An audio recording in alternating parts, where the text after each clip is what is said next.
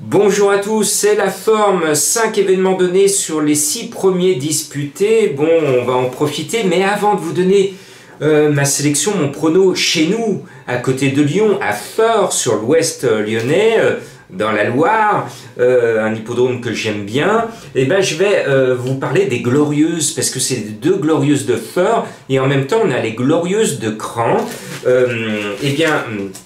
Les Glorieuses de Feurs, c'est important parce qu'on est en ce mois de septembre, début septembre, ça remonte à 1930, c'était la fête au village, cela se disputait le dimanche et le lundi, ça continue à se disputer le dimanche et le lundi, et le lundi était férié pour les gens du coin, il n'y avait pas d'école, il n'y avait pas de boulot, tout le monde allait sur le champ de course, c'était ce qu'on appelait la journée du maire, dans les années 1930, et ensuite c'était la fête au village. Il faut dire qu'on était à la campagne, il n'y avait pas de cinéma, il n'y avait pas beaucoup de loisirs, donc c'était l'occasion de faire la fête au village. Et pour Cran, cela remonte au premier comice agricole en 1848, c'était le 10 septembre, avec ce grand cross, avec cette très longue distance, où autrefois, quand on parle de steeplechase, le steeplechase, historiquement, c'était les paysans de l'époque qui voulaient savoir quel était le meilleur cheval du coin, et ils lançaient leurs chevaux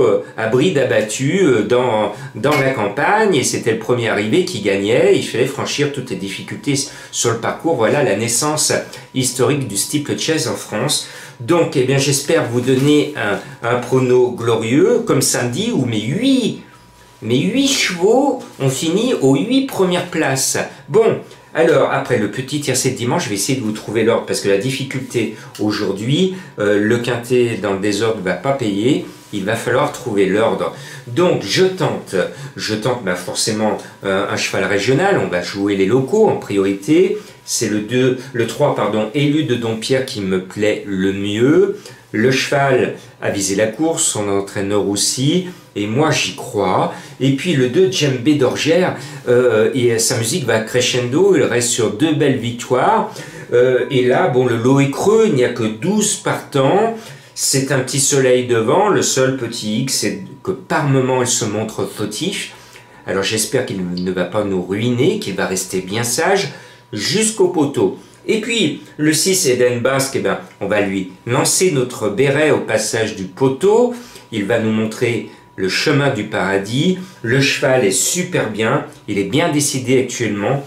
Il trouve un bon engagement devant. On tient 3 bons chevaux, les 3 meilleures chances du premier poteau. Et puis, je me suis dit, dans ce lot un peu bizarre où tout le monde il est beau, tout le monde il est gentil, et on nous vend sur un plateau une course facile à trouver qui devrait l'être normalement, mais je me suis dit qu'est-ce que je vais faire, Jean-Marc, pour trouver un coup de cœur à Bellecote. Ça a été dur, et finalement on revient à l'essentiel. Moi je suis un fan depuis des années de Serge Pelletier, un grand professionnel, humain, qui parle à tout le monde, qui est toujours souriant, même quand ça va pas. Et bien là, on fait appel à Serge Pelletier sur notre coqueluche régionale, le 12 Câlin de Morges, qui n'est pas au top de sa condition, qui ne fait pas de cette course forcément son objectif des semaines et des mois à venir. Mais attention, il est chez lui, il boxe chez lui. Et Serge Pelletier, qui aurait pu mener un autre cheval, est dessus. Donc je me dis que Serge, à 15 contre 1 dans un quintet à 12 partants, c'est tentant. Donc j'en fais mon coup de cœur. Voilà. Et puis, il y a le roi du Midi. Il joue au blackjack dans le Midi. Il gagne tout le temps. Il a gagné récemment. Il a pris beaucoup d'argent. C'est Black d'Argent, un cheval qui avait démontré avec son numéro 10 beaucoup de qualité, notamment l'hiver dernier, à un très très bon niveau sur sa piste. Alors bien sûr, là, il n'est pas chez lui, mais il fait un long déplacement pour venir profiter de sa grande forme. Il devrait pouvoir rendre facilement ses 25 mètres, puisqu'il n'y a pas grand monde à doubler. Et puis, on revient au premier poteau avec un cheval qui répète ses courses, sauf la dernière fois où il s'est fait distancer. Deuxième distancé, c'est le 4 Bérénice du Loisir. L'entourage est confiant, on peut jouer, on peut glisser sur mon ticket et vos tickets. Et puis j'ai hésité. pour mettre mon 7e cheval. J'avais le choix entre Epic Julery, que j'aime bien, mais qui, à mon sens, n'est pas prêt, qui est le favori douteux, et le 9 Baccarat du Moulin. Et finalement, j'ai préféré le 9 qui est dans une condition physique meilleure que l'autre.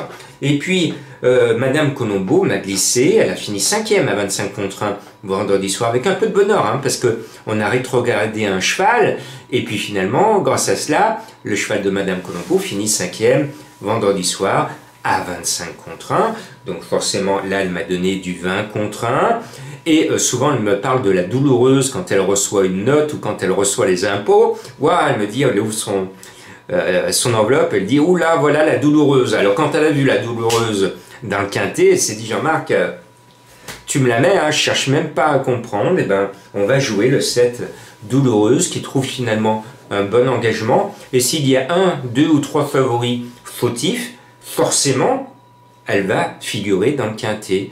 Donc ce n'est pas une non-chance. Mon indice de confiance, il y avait longtemps, hein, 5 sur 5. Bonne chance.